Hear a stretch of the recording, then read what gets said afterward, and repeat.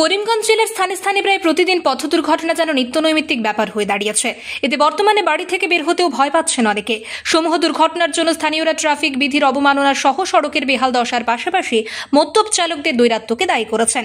শুক্রবার এক বিলাসী বাহন চালক আকুণ্ঠ মদ পান করে তার স্ত্রীকে সঙ্গে নিয়ে ত্রিপুরা থেকে বদরপুর পৌঁছানোর মুখে প্রথমে লোয়ারপুয়া এলাকায় একটি ঘটনা ঘটিয়ে পরবর্তীতে করিমগঞ্জের পুয়ামারায় পৌঁছে নিয়ন্ত্রণ হারিয়ে বাহন সহ জলাশয়ে গড়িয়ে পড়ে শেষে বরাত জোরে অক্ষত উদ্ধারের ঘটনা কম বেশি সকলের নজরে এসেছে। এতে জলে ডোবা বাহন উদ্ধারে প্রশাসনের কালো ঘাম ছুটতে দেখা যায়। এর আগে একাধিক ঘটনা প্রবাহ সম্পর্কে গোটা জেলাবাসী সহ প্রশাসন জ্ঞাত রয়েছেন, তবুও থামছে না একের পর এক ভয়াবহ পথ দুর্ঘটনা। ফের এমনই এক পথ দুর্ঘটনার সাক্ষী হলেন পাথারকান্দিবাসী। জানা গেছে শনিবার দুপুরে AS10G3620 নম্বরের একটি বাইক নিয়ে দুই যুবক রাতাবাড়ি থেকে পাথারকান্দিতে পৌঁছলে মুন্ডমালা বাইপাস সড়কে দুর্ঘটনার কবলে পড়েন দুই যুবক।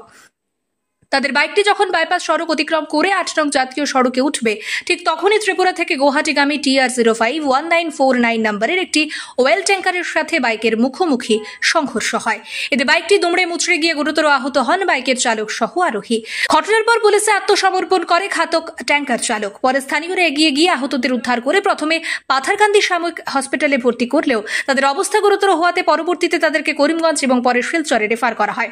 এদের মধ্যে শিলচর পৌঁছার পথে 20 বছরের বাইক চালক জহরুল ইসলামের মৃত্যু হয়। তার বাড়ি রাতাবাড়ির নিতাই নগরে। অন্য আহত বর্তমানে মেডিকেল কলেজ হসপিটালে চিকিৎসাধীন। তার নাম সাদিক আহমেদ, বয়স 22 বছর, বাড়ি রামকৃষ্ণনগরের কালীবাড়ি এলাকায়। ঘটনার পর পাথারকান্দি পুলিশ তদন্তে নেমে দুর্ঘটনাগ্রস্ত বাহন দুটি নিজেদের জিম্মায় নিয়ে ঘটনার প্রকৃত কারণ অনুসন্ধানে তদবির শুরু করেছে। পাথারকান্দি থেকে মলয় কুমার দাসের রিপোর্ট, সত্যের খোঁজে 24 ঘন্টা।